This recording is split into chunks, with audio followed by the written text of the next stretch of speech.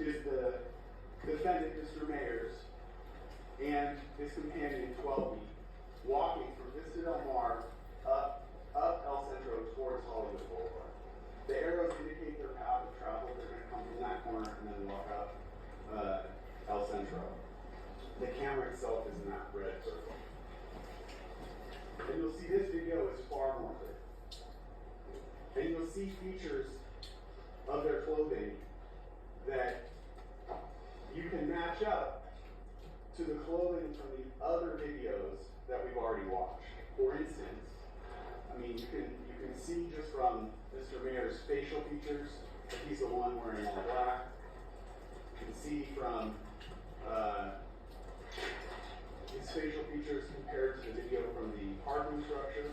And then, as I said, the various features of his clothing, the rhinestones on the hood of his sweatshirt in both videos, and the design, the rhinestone design on the chest of his sweatshirt at both videos. And taking all the videos in their totality and comparing them is how you'll be able to decide on the video who is who. It's no coincidence that fate brought us together. The Brutalist is a monument of movie making that reaches for the sky. Let's get back to it. Now, I played the 911 call for you that LAPD received at 10:18, which. So this is a picture of LAPD at the scene, I guess, looking for evidence of a crime. Shell casings, the victims, victims, shell casings, any evidence of a crime. So that's what they're looking for. So let's get back to it. Tell you that as part of their uniform, they wear cameras that are mounted to their chest, and you will actually get to watch camera that captures the police response. After this shooting, the evidence will be that all four of these men, the defendant, 12B, After the alleged shooting, so as we know, well, we don't know, but according to the case, it was a prop gun, and according to the evidence in the case, it was cited as being a prop gun. So that's why LAPD and crime scene, the crime scene people, they didn't find any evidence of a gun being fired. No shell casings, no victims, no bullets. Like, in other words, bullets may hit a car or something like that. Hit a car, hit a person. You might find 5 shell casings on the ground. So they found no evidence, no fingerprints. A$AP Rocky's fingerprints was not on anything. So let's get back to it. Let them tell you. They can tell you better than me. All right. needs immediate life-saving attention. Their second focus will be looking for the potential suspects, Right. if they can find them. Mm-hmm. And you'll hear from the officer that as he's receiving information that's taking him to different locations, he's actually going between the different locations and trying to piece together what happened. But what will be important from his testimony is that he is not given a precise location to exactly where this shooting happened.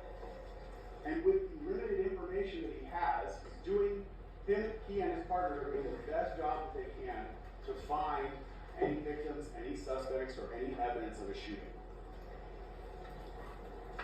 You'll hear the officer talk to different people who were just out and about to try to figure out what was going on, that neither of the 911 callers would meet with them, and that they searched not only the surrounding streets, but they primarily focused on the parking lot that was right at that corner of Vista Del Mar and Selma, because the second 911 caller had told him, or had relayed that it was possible that the shooting was happening into a car.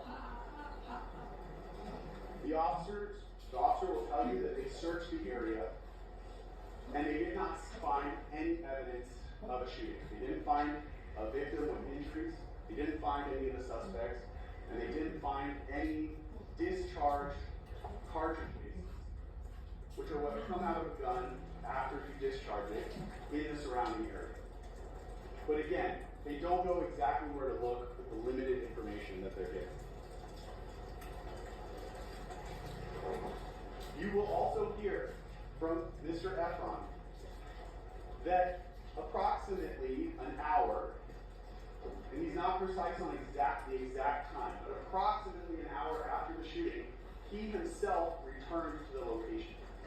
Now, at this time, the police have already responded and left.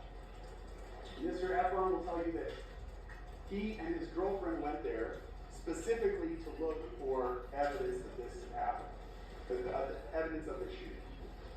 And Mr. Efron will tell you, because he knew exactly where the shooting happened, that he was able to locate 2 fired cartridge cases. This is actually a photograph that Mr. Efron himself took of one of the fired cartridge cases that he found. Mr. Efron, still here, went to the police 2 days later, walked into the Hollywood police station to report this crime happening. He brought the 2 fired cartridge cases with him, and he gave them to the police. My thing is, how does he know that these, or how do we know that these shell casings wasn't from another shooting? How can you say that they were specifically from that, alleged shooting with the prop gun, alleged prop gun? And he text messaged the defendant. That's my point. My problem with it. Try killing me. Is it a thing that you could just go pick up some shell casings off the ground and just take them to the station, and then you don't know if he took those shell casings out of a weapon that he had himself. We don't know that. That's what I'm saying. That's crazy. I just don't understand that. Mr. Efron confronts him again. You set me up to try to take me from my daughter. And the defendant responds, I tried to do what I know you hate me, I hate you too. The defendant responds again, stop making shit up. Again, denying any confrontation took place. Certainly any shooting.